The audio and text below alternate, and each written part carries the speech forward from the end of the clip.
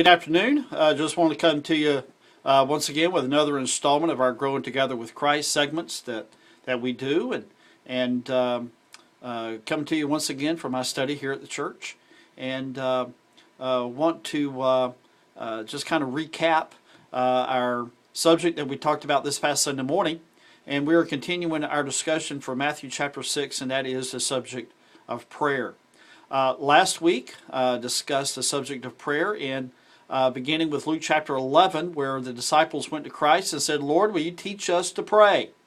And then he went on to talk about prayer and gave what is commonly known as the Lord's Prayer. And then we went from there, we went to Matthew chapter 6, and we talked about verses 7 and 8. Mainly last week we discussed chapter 7, where it discussed that we are not to use vain repetitions. We're not to use babbling words in order to make our prayers sound more sincere to God or more professional to God.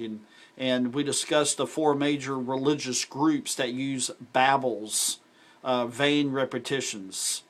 Talked about the Muslims. We talked about the Hindus. We talked about some other religious groups that they feel like that if they make long prayers, long pretentious prayers, and make repetitious words over and over and over and over, it's going to make their prayers sound more professional, and that they'll get closer to God through those long prayers.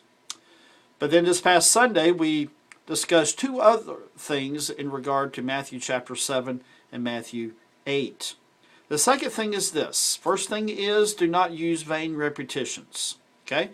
The second thing is, do not speak much.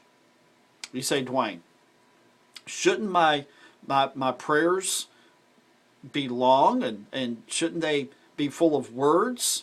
Not necessarily. Okay? Christ says here, he says, latter part of verse 7, for they think that they shall be heard for their, note these two words, their much speaking. Okay? The Holman says, for their many words. Okay? Now, here's a couple of things here. Why do people like to pray the long prayers? Now, I believe it was Spurgeon that said this, and I may be wrong, but I believe it was Spurgeon. He said, those that pray long in public are people that probably do not pray short in private. Okay?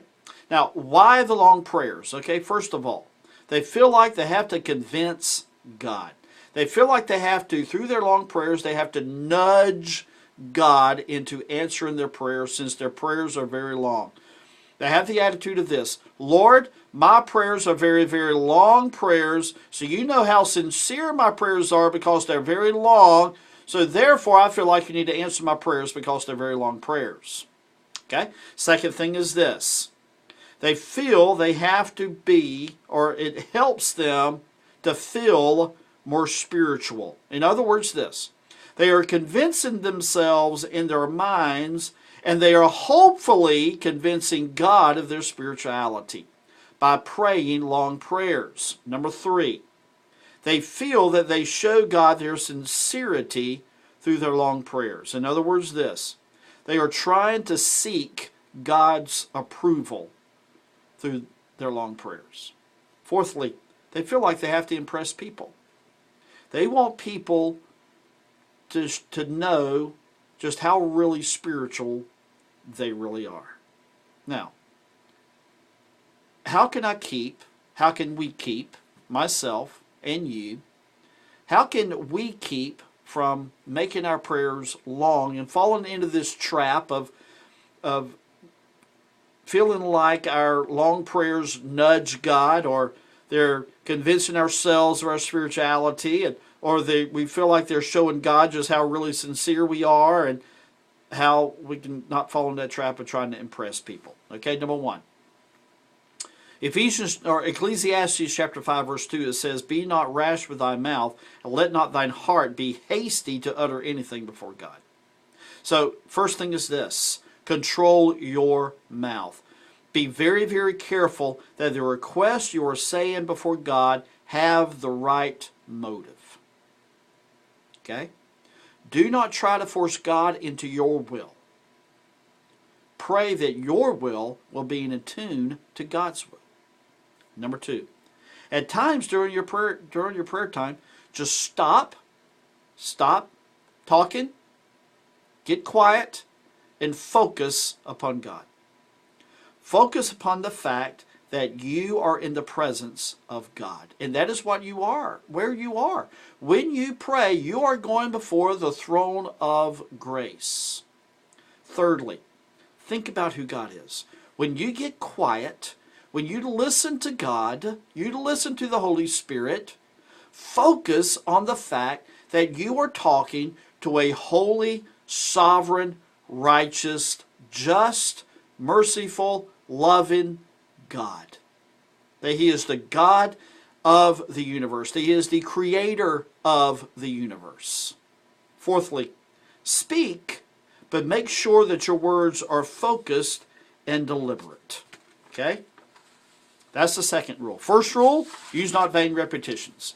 Second rule, make sure that your prayers are not long prayers in order to make yourself sound like you are more spiritual. Thirdly, just trust God. Just trust Him. Verse 8, be not ye therefore like them, for your Father knoweth what things ye have need of before ye ask Him. So trust God. Okay?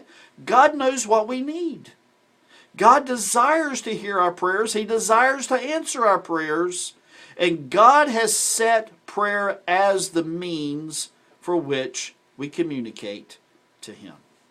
The prophet Isaiah said this, thou wilt keep him in perfect peace, whose mind is stayed or focused or concentrating on thee, because he trusts in thee. Trust ye in the Lord forever, for the Lord Jehovah is everlasting strength. I hope this is a blessing to you. Feel free to email me, pastordwayne.lbc@gmail.com. And if you do, email me. I do have a prayer booklet that I use in my daily prayer time, that I use as a guide to help me in my prayer life and to stay focused in my prayer life. If you would like a copy, just email me and I'll email it to you. Have a great day and God bless.